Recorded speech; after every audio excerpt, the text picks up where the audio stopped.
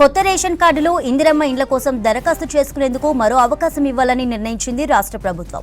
రేపటి నుంచి జరిగే గ్రామ సభల్లో వీటి కోసం అప్లికేషన్లు స్వీకరించాలని కలెక్టర్లను ఆదేశించారు సీఎస్ శాంతికుమారి.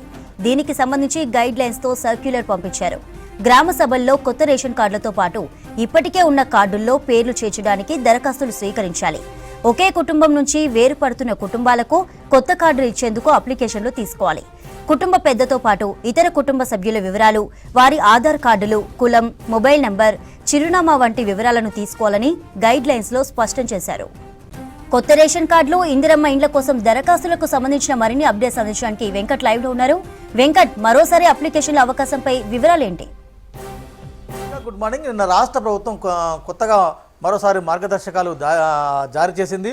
అంటే రాష్ట్ర ప్రభుత్వం ఈసారి ఈ నెల 26 నుంచి ఇందిరమ్మ ఇల్లు, రేషన్ కార్డులు, రైతు భరోసా, ఆత్మీయ భరోసా ఈ 4 పథకాలను అత్యంత ప్రతిష్టాత్మకంగా భావించి ఈ 4 పథకాలను జనవరి 26 నుంచి అమలు చేయబోతున్న నేపథ్యంలో లబ్ధిదారులు ఎవరుండాలి, లబ్ధిదారుల ఎంపిక ఎట్లా ఉండాలన్నది మరొకసారి నిన్న జిల్లా కలెక్టర్లకు కొంత క్లారిటీ ఇచ్చే ప్రయత్నం చేసింది రాష్ట్ర ప్రభుత్వం.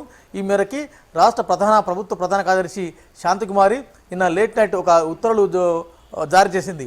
ఈ నెల 21 నుంచి అంటే రేపటి నుంచి 24 వరకు దాదాపు 4 రోజుల పాటు 3 రోజుల పాటు అన్ని గ్రామ పంచాయతీల్లో గ్రామ సభలు జరగబోతున్నాయి. ఆ గ్రామ సభలోనే లబ్ధిదారుల ఎంపిక పూర్తి చేయాలని నిన్న జిల్లా కలెక్టర్లకు సీఎస్ శాంతికుమారి పంపిన సర్క్యులర్లో స్పష్టంగా పేర్కొన్నారు. అంటే ఈసారి ప్రభుత్వం చాలా సీరియస్గా కొన్ని గవర్నమెంట్ స్కీమ్స్ టేకప్ చేయబోతున్న నేపథ్యంలో లబ్ధిదారుల ఎంపిక అనేది చాలా పారదర్శకంగా ఉండాలి. 4 గోడల మధ్య ఉండకూడదు. కంపల్సరీగా గ్రామ సభలు నిర్వహించాలి. ఆ గ్రామ సభల్లోనే లబ్ధిదారులకు ఎంపిక ఉండాలి. ఆ గ్రామ సభలోనే ఆ పథకాల యొక్క విధి విధానాలు అధికారులు చెప్పాల్సిన అవసరం ఉందని కూడా నిన్న సర్క్యులర్లో పేర్కొన్నారు. నిన్న జిల్లా కలెక్టర్లకి అన్ని 33 జిల్లాల కలెక్టర్లకి సీఎస్ శాంతకుమారి ఇచ్చిన సర్క్యులర్ ప్రకారం అనేక అంశాలు దానిలో పొందుపరిచినారు. అంటే ఇప్పటికే 1,36,00,000 మంది తమకి రేషన్ కార్డులు కావాలని, ఇందిరమ్మ ఇల్లు కావాలని, తనకు ఆత్మీయ భరోసా కావాలని, అంటే రకరకాల స్కీమ్స్కి ఎలిజిబిలిటీ ఉన్న రకరకాల స్కీమ్స్కు కావాల్సిన అంటే దరఖాస్తు చేసుకున్న వారి సంఖ్య 1,36,00,000.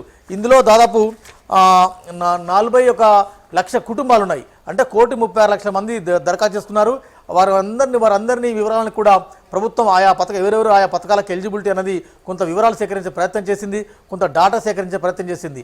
అంటే దాదాపు 41,25,25 లక్షల కుటుంబాలను ప్రభుత్వం గుర్తించింది.